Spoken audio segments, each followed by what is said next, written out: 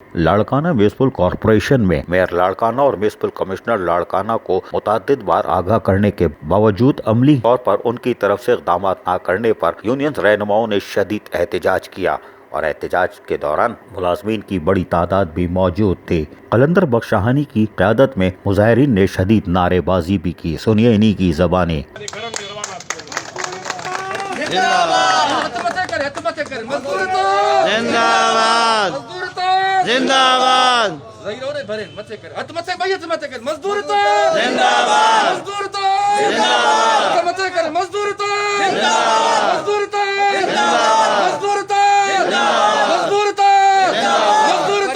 जिंदाबाद। जबकि इस मौके पर खिताब करते हुए क्या कहा, ये भी सुनिए कि काम बंद और मुलाजमीन भी मास्क और दीगर मराद ना मिलने पर काम बंद करके अपने बीवी बच्चों के साथ लॉकडाउन हो जाएंगे, ये धमकी भी दे दी गई है। सुनिए इन्हीं की ज़बानी।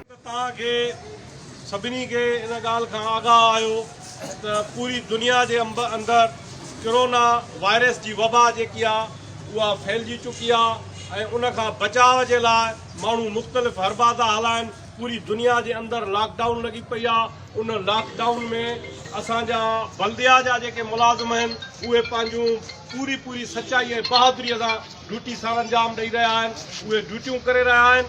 उहे हिन वक़्तु मां ईअं चवंदुमि त कोरोना सां जहाद ऐं जंग करे रहिया आहिनि ऐं सुफ़ाए अवल में उहे बीठल आहिनि। उन्हनि जे लाइ असां मुख़्तलिफ़ वक़्तनि ते असां पंहिंजे मेयर खे, लाड़कानो इंतिज़ामिया खे इहे गुज़ारिशूं कंदा आया आहियूं त असांजे सैनिटेशन अमले खे जेके गंद ऐं किन कचिरे जी ड्यूटी था करनि उन्हनि खे हैंड ग्लोव्स, मास्क ऐं जेके बूट वग़ैरह आहिनि, ॿियूं सहूलियतूं उहे ॾियो। पर हीअ मुसलसल जेको आहे कन लाटार इंतिज़ामिया मुसलसल कन लाटार करे रही आहे उन्हनि सहूलियतुनि ॾियण खां।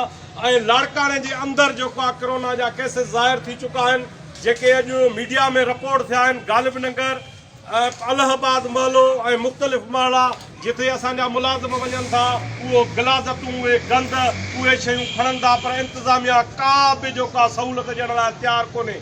असां खमस जे ॾींहुं municipal commissioner, municipal corporation Larkana सां मीटिंग कईसीं त असांजे मुलाज़िमनि खे किट्स वग़ैरह ॾियो, यूनिफॉर्म असांजे मुलाज़िमनि जो रहियो पियो आहे उहो ॾियो, जंहिंजियूं हर शइ तयारु थी वई आहे।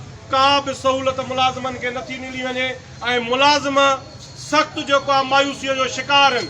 असांजी म्यूनिसिपल यूनियन अलायंस जी क़यादत चेयरमैन तैफूर मुनवर साडराणो, कन्वेनर जवाहर रसूल बख्शाणी साहब, गुलाम असगर जतोई साहब, शामलाल खरारा साहब अॼु इहो फ़ैसिलो कयो अथई यकराए त जेसीं ताईं म्यूनिसिपल कॉर्पोरेशन लाड़काने जे सैनिटेशन अमले, लारी बेलदारनि ऐं ॿियनि मुलाज़िमनि खे मुकमल कोरोना खां बचाव जो लाइ सामान मुहैया नथो कयो वञे, यूनिफॉर्म नथो ॾिनो वञे, तेसीं ताईं असांजो अमलो जीअं पूरी दुनिया जेको आहे लॉकडाउन जो हिसो आहे, ईअं असांजा म्यूनिसिपल कॉर्पोरेशन लाड़काने जा मुलाज़िम बि अॼु शाम खां वठी इन लॉकडाउन जो हिसो बणिजी वेंदा।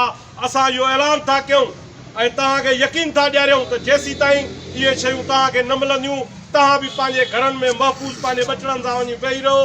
जेसीं ताईं असांखे तहफ़ुज़ असांजे मुलाज़िमनि सां नाजाइज़ूं थियूं असां उहे बर्दाश्त कयूंसीं, पर इहे ॻाल्हियूं बर्दाश्त खां करियूं थी वियूं, ॻाल्हि चर्चे खां चढ़ी वई आहे। इन जे लाइ अॼु तव्हांखे असां गुज़ारिश था कयूं, म्यूनिसिपल यूनियन अलायंस तव्हांखे गुज़ारिश थी करे त तव्हां इन लॉकडाउन जो हिसो थी पंहिंजे घरनि में वेही रहो जेसीं ताईं तव्हांखां कोरोना जे बचाव लाइ सामान नथो मुहैया कयो वञे। अवां दोस्तनि जी वॾी महिरबानी, लख थोरा तव्हां। मुल्क भर के सैनिटरी वर्कर्स जो के फ्रंट लाइन पे काम कर रहे हैं, लेकिन उनको ताहम सहूलियात फराहम नहीं की गई। ना मास्क है, ना दस्ताने, ना साबुन डस्टर, ना तो उनके लिए जूतों का इंतजाम किया गया है। ये लाड़काना म्यूनिसिपल कॉर्पोरेशन का एहतजाज नहीं बल्कि मुल्क भर के बल्दियाती मुलाजमीन और खुसूसन सैनिटरी वर्करों की नुमाइंदगी करते हैं। मुल्क के तमाम बल्दियाती इदारों को चाहिए कि वो अपने सैनिटरी वर्करों को तमाम तर मराद फराहम करें। अजीज आरिफ, KBS बल्दियाती